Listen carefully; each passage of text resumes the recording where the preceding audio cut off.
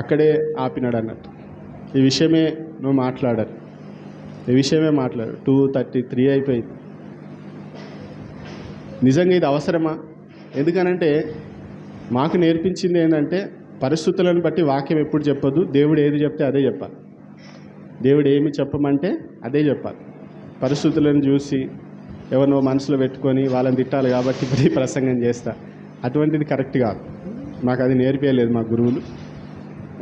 కాబట్టి ప్రార్థన చేస్తున్నప్పుడు దేవుడు ఇచ్చినటువంటి కొన్ని తలంపులు మీతో పంచుకోవాలని దేవుడు నా మనసులో స్థిరత్వాన్ని ఇచ్చినాడు. ఆ తలంపులనే మీతో పంచుకుంటాను. యెహోషువ గ్రంథం 1వ అధ్యాయం, యెహోషువ గ్రంథం 1వ అధ్యాయం 6వ వచనం నుండి 9వ వచనం వరకు. యెహోషువ గ్రంథం 1వ అధ్యాయం 6వ వచనం నుండి 9వ వచనం వరకు.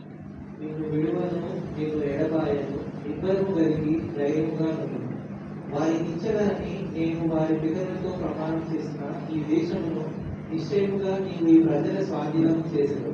అయితే నీవు నిబ్బరము కలిగి జాగ్రత్త పడి బహుధైర్యంగా నుండి నా సేవకుడైన మోషే నీకు ఆజ్ఞాపించిన ధర్మశాస్త్రం అంతటి చొప్పున చేయవాలి. నీవు నడుచుచు ప్రతి మార్గమున చక్కగా ప్రవర్తించినట్లు నీవు దాని నుండి కుడికి కానీ ఎడమకు కానీ తొలగకూడదు. ఈ ధర్మశాస్త్ర గ్రంథము నీవు బోధింపక తప్పిపోకూడదు. దానిలో వ్రాయబడిన వాటన్నిటి ప్రకారము చేయుటకు నీవు జాగ్రత్త పడినట్లు దివారాత్రము దాన్ని ధ్యానించిన ఎడల నీ మార్గమును వర్ధిల్లి తీసుకుని చక్కగా ప్రవర్తించదు. నేను నీకు ఆజ్ఞయించి ఉన్నాను కదా. నిబ్బరము కలిగి ధైర్యంగా నువ్వు దిగులు పడకము చెడియవు. నీవు నడుచు మార్గం అంతటిలో నీ దేవుడైన యెహోవా నీకు తోడై ఉన్నాడు. ఈ భాగంలో ముందుగా ఈ సందర్భాన్ని మనం గమనించినట్లయితే యెహోషువతో దేవుడు మాట్లాడుతున్నటువంటి సందర్భం. యెహోషువ మోషే తర్వాత నాయకత్వ బాధ్యతలు తీసుకున్నటువంటి వ్యక్తి. మోషే యెహోవా సేవకుడైన మోషే మృతి నొందిన తర్వాత అప్పటి వరకు కూడా మోషే నడిపించినాడు ఇశ్రాయేల్ అందరినీ కూడా 40 సంవత్సరాలు. ప్రతిదానికి మోషే వైపు చూసేటువంటి వారు, మోషే దేవుని వైపు చూసేటువంటి వాడు. ఇప్పుడు వీరు ఎవరి వైపు చూడాలి? మోషే చనిపోయింది కదా. ఎవరైనా మరణిస్తున్నప్పుడు కొన్నిసార్లు మనం ఒకసారి ఇట్లా మన జీవితాలు ఆగిపోతాయి కదా. మోషే లాంటి నాయకుడు చనిపోయినప్పుడు ఇశ్రాయేల్ జీవితం ఎట్లా ఉండాలో ఒకసారి ఆలోచన చేయాలి. కానీ దేవుడు మోషే స్థానంలో యెహోషువని దేవుడు ఏర్పాటు చేసుకున్నాడు. హల్లెలూయా. అంటే ఎవరైనా మరణిస్తే మన జీవితంలో జరగరాని జరిగినప్పుడు జీవితం ఆగిపోవద్దు. ఏం కావాలి? ముందుకి కొనసాగాలి. అది ఒక దేవుడు ఏం చేస్తున్నాడంటే తన పనిని కొనసాగించడానికి ఒకరికి విశ్రాంతినిచ్చి ఇంకొకరికి బాధ్యతలు అప్పగిస్తున్నాడు అనేది మనము గుర్తించాలంతే. కాబట్టి యెహోషువకి దేవుడు బాధ్యతలు అప్పగించినప్పుడు దేవుడు యెహోషువతో మాట్లాడినటువంటి సందర్భం ఇది. ఇందులో మీరు చదివినటువంటి 6 నుండి 9 వచనాల్లో 3 సార్లు ఒక పదము పదే రిపీట్ అవుతుంది. మీరు గమనిస్తారా వాక్యాలు చదువుతున్నప్పుడు? ఏమని చెప్పండి. ఏంటిది ఆ మాట? నిబ్బరము కలిగి ధైర్యముగా నుండుము. హల్లెలూయా. దేవుడి రోజు మనకి ఏం చెప్తున్నాడంటే మీరు కూడా ఎలా ఉండాలి? నిబ్బరము కలిగి ధైర్యంగా ఉండాలి. బీ స్ట్రాంగ్ అండ్ కరేజియస్ అని ఉంటుంది అన్నమాట translation. Be strong and courageous. అయితే చాలాసార్లు మనం ఆలోచన చేసినప్పుడు ఎందుకు దేవుడు ఈ మాట చెప్తున్నాడు యెహోషువతో అని అంటే ఆ 3 సందర్భాలు కూడా 3 విషయాలు దేవుడు ఆయనకి ధైర్యాన్ని ఇస్తూ ఉన్నాడు. ఎందుకు ధైర్యం ఎప్పుడు కావాలి మనకి? ఎప్పుడు ధైర్యం? మీకు ఎప్పుడు ధైర్యం కావాలి? బలహీనమైనప్పుడు. ఇంకా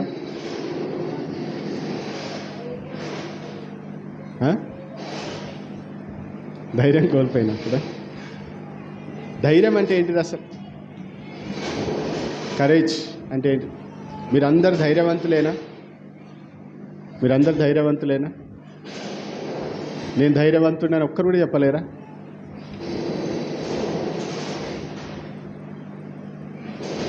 ఎట్లా అయితే ఎవరు లేరా ధైర్యవంతులు? అసలు ధైర్యం అంటే ఏంటో తెలుసా? ఒక ఆయన ఏమంటే courage is doing what you are afraid to do. Courage is doing what you are afraid to do. ఇప్పుడు చెప్పండి, మీకు ధైర్యవంతులేనా? అంటే ఏదైనా చేయడానికి మనకు భయం అవుతుంది, బట్ స్టిల్ మనం ఏం చేస్తాం? చేస్తాం. ఇప్పుడు చెప్పండి, ధైర్యవంతులా మీరు? ఇంకా అర్థం కాలే? ధైర్యవంతులే. భయమైనా కానీ చేస్తాం కదా, అదే ధైర్యం అంటే. దేవునికి స్తోత్రం, మన సంఘంలో ధైర్యవంతులు ఉన్నారు. హల్లెలూయా. అర్థమవుతుందా? అంటే there can be no courage unless you are scared. There can be no courage unless you are scared. అంటే భయము లేకపోతే ధైర్యము అవసరం లేదు. అర్థమవుతుందా? అంటే మనల్ని భయపెట్టేటువంటి పరిస్థితులు వస్తాయా? ఉన్నాయా? అప్పుడు ఏం చేయాలి? భయపడాలి. అంతేనా? అప్పుడే మనం ఏం కావాలి? ధైర్యం కలిగి ఉండాలి. 2 పదాలు ఇక్కడ వాడు. ఒకటి నిబ్బరం కలిగి, తర్వాత ఏంటి?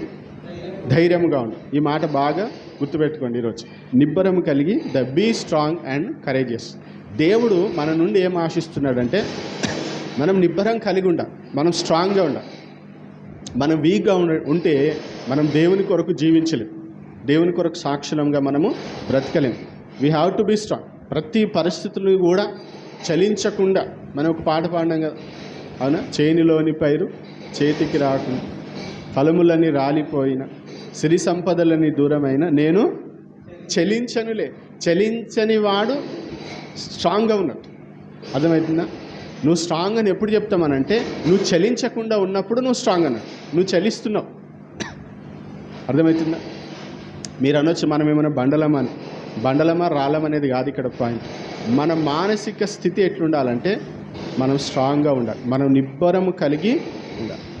అర్థమవుతుంది? ఏ పరిస్థితి అయినా సరే, ఏ మాట అయినా సరే, ఎటువంటి శోధన అయినా సరే, ఎటువంటి శ్రమ అయినా సరే మనల్ని చలించనీయడానికి వీలు లేదు. ఎందుకంటే మనము దేవుని వాక్యంలో ఉన్నాం, వాక్యముతో మనం నిలబడి ఉన్నాం.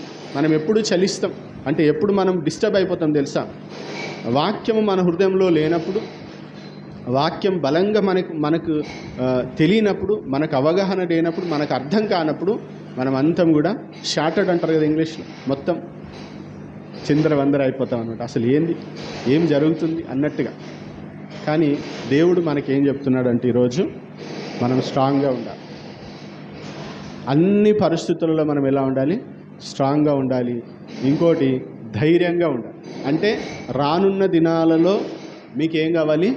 ధైర్యం కావాలి. మీరు కొన్ని పరిస్థితులను ఓవర్కమ్ చేయడానికి మీకు ధైర్యం కావాలి. మీకు భయపెట్టే పరిస్థితులు వస్తాయి, మీరు అది చేయడానికి కొంచెం వెనకాడుతూ ఉంటారు. అయినా కానీ మనం ధైర్యంతో ముందుకు వెళ్ళాలి. అర్థమవుతుంది? బైబిల్ గ్రంథంలో దేవుడు వాడుకున్న వారందరూ కూడా ఎలాంటి వారు తెలుసా? వాస్తవానికి వారు ధైర్యవంతులు కాదు, కానీ దేవుని వాక్యం చేత, దేవుని ద్వారా పట్టబడిన తర్వాత వారు ధైర్యవంతులుగా మారి దేవుని కొరకు బలమైన కార్యాలు చేసినారు. అర్థమవుతుంది? కాబట్టి మీరు ఒకసారి ఆలోచన చేయండి, మన జీవితంలో మనం నిజంగా స్ట్రాంగ్గా ఉంటున్నామా? అన్ని పరిస్థితులలో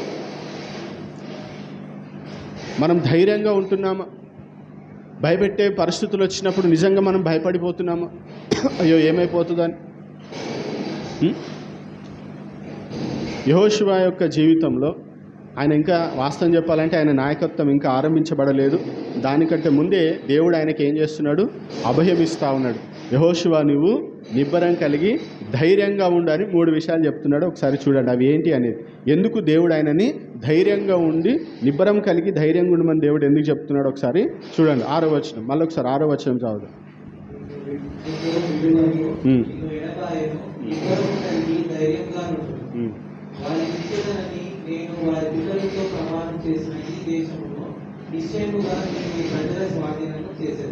దేవుడు ఏం చెప్తుంది తెలుసా? ఆయన ఫ్యూచర్ని ముందుగానే చెప్పేస్తున్నాడు. ఏంటి తెలుసా? మంచి మాట చూడండి.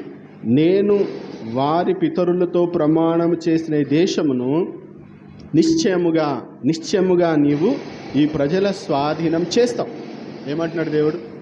నువ్వు ఖచ్చితంగా చేస్తావు యెహోషువ, నువ్వేం టెన్షన్ పడాల్సినటువంటి అవసరము లేదు. కాబట్టి దేవుడు ముందుగా మనకి ఏం కన్ఫర్మేషన్ ఇస్తుంది తెలుసా? దేవుడు ఏదనుకుంటున్నాడో అది ఖచ్చితంగా మన జీవితంలో జరుగుతుంది. హల్లెలూయా. దేవుడు ఏది ప్రమాణం చేసినాడో, ఏది వాగ్దానం చేసినాడో ఖచ్చితంగా అది జరిగి తీరుతుంది. జరుగుతుందో లేదో అనేటువంటి భయం మనకు ఉండడానికి వీల్లేదు. అర్థమవుతుందా? ఇప్పుడు యెహోషువకున్న భయం ఏంటిది?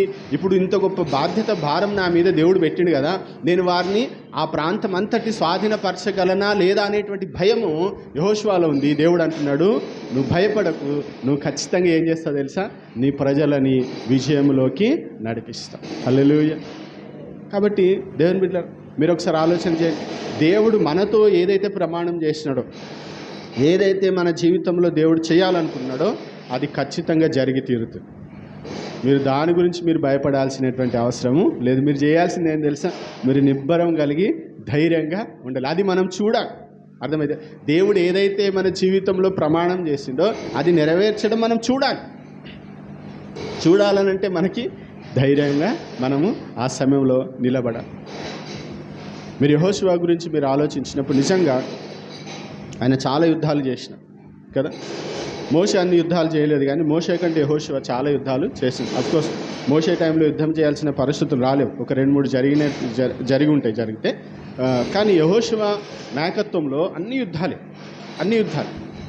యుద్ధంలో జయము అపజయం అనేటువంటి చాలా ప్రాముఖ్యమైనటువంటి. దేవుడు ఆయనకి ఇస్తున్న ధైర్యం ఏంటి తెలుసా? నీకు విజయమే వస్తుంది. నీకేమొస్తుంది? నీకు విజయమే వస్తుంది. నీ ఫ్యూచర్ ఎప్పుడు కూడా సేఫ్గానే ఉంటుంది. నువ్వు టెన్షన్ పడాల్సినటువంటి అవసరం లేదు. అంటే దేవుడు ముందుగానే రిజల్ట్ని బయలుపరుస్తున్నాడు యెహోషువకి. అర్థమవుతుందా? దేవుడు ఏం చేస్తున్నాడు? జరగబోయే దాన్ని ముందుగానే యెహోషువకి తెలియజేస్తున్నాడు. ఏంటి తెలుసా? నువ్వు ఖచ్చితంగా నీ ప్రజలని ఆ యొక్క దేశంలోనికి తీసుకొని పోతావు, ఆ ప్రాంతం అంతటి నీవు స్వాధీనపరిచేటట్టు నువ్వు చేస్తావు. కాబట్టి ఈరోజు దేవుడు మనకేం చెప్తున్నాడు? మనకేదైతే ప్రమాణం చేసినాడో, మనకేదైతే వాగ్దానం చేసినాడో దేవుడు, వాటిని ఖచ్చితంగా దేవుడు నెరవేరుస్తాడు. మీరు కలవరపడాల్సినటువంటి అవసరము లేదు. అర్థమవుతుందా? ఖచ్చితంగా దేవుడు తాను ప్రమాణం చేసిన దాన్ని నెరవేరుస్తాడు. అందుకు మనల్ని దేవుడు ఖచ్చితంగా వాడుకుంటాడు. ఓకేనా? 7వ వచనం చూడండి. నీవు నిబ్బరము కలిగి జాగ్రత్తపడి బహుధైర్యంగా నుండి నా సేవకుడైన మోషే నీకు ఆజ్ఞాపించిన ధర్మశాస్త్రం చొప్పున చేయవలెను. నీవు నడుచు ప్రతి మార్గమున చక్కగా ప్రవర్తించినట్టు నీవు దాని నుండి కుడికి కానీ ఎడమకు కానీ తొలగకూడదు. ఈ ధర్మశాస్త్ర గ్రంథములో నీవు బోధింపగా తప్పిపోకూడదు. అందులో రాయబడిన వాటన్నిటి ప్రకారము చేయుటకు నీవు బాధ్యతపడటకు దివారాత్రము దాన్ని ధ్యానించిన ఎడల నీ మార్గమును వర్ధిల్ల తీసుకొని చక్కగా ప్రవర్తించదు. చాలు. 2వది దేవుడు ఆయనకు చెప్తున్నటువంటి మాట, నీవు నిబ్బరం కలిగి బహుధైర్యముగా ఉండాలంట. ఇక్కడ దేవుడు దేని గురించి మాట్లాడుతున్నాడు తెలుసా? యెహోషువ యొక్క ప్రవర్తన గురించి మాట్లాడుతున్నాడు. యెహోషువ యొక్క ప్రవర్తన గురించి, యెహోషువ జీవించాల్సినటువంటి మాదిరికరమైన జీవితం గురించి, ఆయన చేయాల్సినటువంటి పరిచర్య గురించి చెప్తున్నాడు. ఇక్కడ యుద్ధం గురించి చెప్తలేడు. దేని గురించి చెప్తున్నాడు? నీ ప్రవర్తన గురించి చెప్తున్నాడు. అర్థమవుతుందా? మనము దేవుని మార్గంలో నడవడానికి మనం తీర్మానం తీసుకున్న తర్వాత చాలాసార్లు మనం కుడికి ఎడమకు వెళ్ళేటువంటి ప్రమాదము ఉంది. అదొక భయం కదా. మీకు తెలుసా, దేవుడు ఏదైతే మన జీవితంలో చేయాలనుకుంటున్నాడో అది ఎక్కడ చేయకుండా ఆగిపోతాడు అనేటువంటి భయము మన మనసులో వస్తుంది. ఎప్పుడు వస్తుంది? ఎప్పుడైతే మనము దేవుని వాక్యాన్ని పక్కకు పెట్టేసేసి అటు ఇటు వెళ్తాము. అయితే దేవుడు ఆయనకి ఏం ధైర్యం ఇస్తున్నాడు తెలుసా? నీవు ధైర్యంగా ఉండు. నువ్వు నా కొరకు జీవిస్తున్నప్పుడు పరిస్థితులు ఎలాంటివైనా రావచ్చు, కానీ నీ ప్రవర్తన విషయంలో నువ్వు ఎట్లుండు? స్ట్రాంగ్గా ఉండు, స్టబ్బన్గా ఉండు, ధైర్యంగా ఉండు. ప్రజలు నిన్ను వ్యతిరేకించినా నువ్వేం చేయాలి? అటు ఇటు తొలగిపోకుండా. చాలా విషయాలు చెప్తున్నాడు కదా. నిబ్బర జాగ్రత్త పడి నీ ధర్మశాస్త్రం అంతటి చొప్పున చేయాలి. నీవు నడుచు ప్రతి మార్గమున, నువ్వు వెళ్ళేటువంటి ప్రతి మార్గమున చక్కగా ప్రవర్తించినట్లు నీవు దాని నుండి కుడికి కానీ ఎడమకు కానీ తొలగకూడదు. మీకు ఈ సందర్భంలో యెహోషువ గ్రంథంలో 24వ అధ్యాయం అనుకుంటా, అక్కడ యెహోషువ ఒక మాట అంటాడు. ఏంటిది? చాలామంది ఇంట్లో ఉంటుంది కదా వాక్యం, నేనును నా ఇంటి వారును యెహోవాను సేవి. దానికి ముందు ఏమంటాడు తెలుసా? ఒకసారి చూడండి. అదొకటే తెలుసు మనకి, ఎందుకంటే మనకు బైబిల్ అంటే అదే పెట్టుకుంటాం కదా ఇంట్లో. 24వ అధ్యాయం 15వ వచనం, యెహోషువ గ్రంథం 24వ అధ్యాయం 15వ వచనం. యెహోవాను సేవించుట మీ దృష్టికి కీడని తోచిన యెడల ఉమ్. మీరు ఎవరిని సేవించదరో నది అందరినీ మీ పితరులు సేవించిన దేవతలను సేవించదరో. అమోరీయుల దేశమున మీరు నివసించుచున్నారే, వారి దేవతలను సేవించదరో. నేడు మీరు కోరుకుంటున్నారు, మీరెవరిని సేవింపకోరుకుంటున్నారో నేను నా ఇంటి వాళ్లను యెహోవాను సేవించదను. చూడండి, యెహోవాను సేవించిన మీ దృష్టి కీడని తోచినడలా మీరు ఎవరిని సేవించెదరో. ఎవరితో అంటున్నాడు ఈ మాటలు? ఇశ్రాయేల్తో అంటున్నాడు. ఒక నాయకుడు. అంటే నాయకుడు ఇట్లా ఎందుకు అంటున్నాడు అంటే, ప్రజలు కొన్నిసార్లు ఏం చేస్తారు, నాయకుని మాట వింటారా? వినరు. మోషే మాట కూడా వినలే కదా. వినకపోతే అనుభవించారు అనుకోండి, అది వేరే సంగతి. నాయకుని మాట వినకపోతే అనుభవించాల్సి వస్తుంది. ఇక్కడ యెహోషువ ఏం చెప్తున్నాడంటే, సరే మీరు ఏమైనా చేసుకోండి, మీరు నది అద్దరున్న ఆ దేవతలు పూజిస్తే పూజించుకోండి, మీరు ఏం చేయాలంటే నేను నా ఇంటి వారిని మాత్రము యెహోవాను సేవించేదము. ఎందుకు ఈ మాట అన్నాడు తెలుసా? ఇక్కడ దేవుడు చెప్తున్నాడు, నువ్వు కుడికి కానీ ఎడమక కానీ తిరగకూడదు. అంటే నీ ప్రవర్తన విషయంలో నువ్వు ధైర్యంగా ఉండు, నువ్వు స్ట్రాంగ్గా ఉండు. అర్థమవుతుందా? మన ప్రవర్తన విషయంలో మనం ప్రవర్తిస్తున్నప్పుడు, మన దేవుని వాక్యానుసారంగా మనం ప్రవర్తిస్తున్నప్పుడు వ్యతిరేకతలు వస్తూ ఉంటాయి, ప్రెషర్స్ వస్తూ ఉంటాయి. కానీ నువ్వు ఎలాగ ఉండాలి? స్ట్రాంగ్గా ఉండాలి. వాళ్ళందరూ చేస్తారు కదా, నేను కూడా చేస్తానంటే నువ్వు వర్ధిల్లో. అక్కడ లాస్ట్లో ఏమంటారు తెలుసా? నీ మార్గమును వర్ధిల్ల చేసుకొని చక్కగా ప్రవర్తించేది అంటాడు. వర్ధిల్లడం అంటే సక్సెస్ అనే వర్డ్ ఇంగ్లీష్లో వాడు. నువ్వు వర్ధిల్లాలంటే ఏం చేయాలి? నీ ప్రవర్తన విషయంలో స్ట్రాంగ్గా ఉండాలి, ధైర్యం ఎందుకు అని అంటే, మనము లోకానుసారంగా మనం జీవించాం కాబట్టి, లోకం మన మీద ఒత్తిడి తీసుకొని వస్తుంది కాబట్టి, లోకస్తుల్లాగా ఉండడానికి అనేకమైనటువంటి ఒత్తిళ్ళు మన మీద పనిచేస్తూ ఉంటాయి. ఆ సమయంలో నువ్వు ఏం చేయాలి? భయపడతావా? భయపడితే ఏం చేస్తావు? రాజీ పడిపోతావు. అదే దేవుడు చెప్తున్నాడు, బహుధైర్యం కలిగి అంటాడు. నువ్వు బహుధైర్యం కలిగి ఉండి, ఎందుకంటే వీళ్ళ సంగతి నాకు తెలుసు, నేను అటు ఇటు చేస్తారు. నువ్వేం చేయాలి? Be strong and courageous. వాళ్ళందరూ ఒకటైనా నువ్వు మాత్రము కుడికి కానీ ఎడమకు కానీ తిరగొద్దు. కాబట్టి దేవుని బిడ్డలు, దేవుడి ఇది నాన్న మన కూడా చెప్తా ఉన్నాడు, కుడికి కానీ ఎడమకు కానీ తిరగొద్దు. చాలా చెప్తారు, చాలా ఈజీ వేస్ చెప్తూ ఉంటారు, అవునా? రకరకాలైనటువంటి సూచనలు సలహాలు ఇస్తూ ఉంటారు. కానీ మనకి ఏది మనల్ని నడిపించేది? ఏది? దేవుని యొక్క వాక్యమే, ఇంకా వేరేది ఏది లేదు. వాక్యం ఏమి చెప్తుంది అనేదే మనకి ఇంపార్టెంట్. ప్రజలు ఏం చెప్తున్నారు, అవి అందరూ ఒకటైరు కదా అని అంటే, అందరూ ఒకటైనా నువ్వు ఒక సైడ్ ఉన్నా నువ్వు ఒక్కడివే ఉండాలి. ఏలియా కాలంలో ఎవరున్నారు? ఏలియా దగ్గర ఎవరు లేరు, ఏలియా ఒక్కడే కదా, అవునా? ఏలియా పక్షాన్ని ఎవరైనా ఉన్నారా? ఏలియా ఒక్కడే. బయలు ప్రవక్తలు కొన్ని వందల మంది ఉన్నారు, కానీ ఏలియా కాంప్రమైజ్ కాలేదు. కాబట్టి మన ప్రవర్తన విషయంలో మనము స్ట్రాంగ్గా ఉండాలి, ధైర్యంగా ఉండాలి, కలవరపడదు. తర్వాత 9వ వచనం చూడండి.